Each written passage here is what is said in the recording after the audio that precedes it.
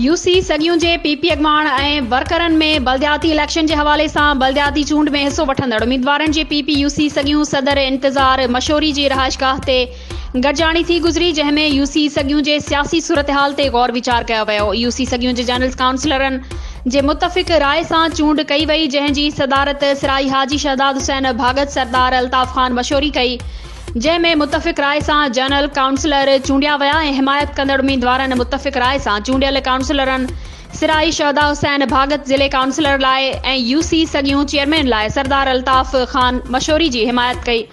ऐं इलेक्शन में भरपूर वर्क करण जी यकीन दहानी कराई वई। होॾांहुं बाख़बर ज़रियनि मूजिबि पिणु ज़ाहिर थियो आहे त पाकिस्तान पीपल्स पार्टी ज़िले काउंसिल लाइ सिराई शहदाद हुसैन भागत खे टिकट ॾेई छॾी आहे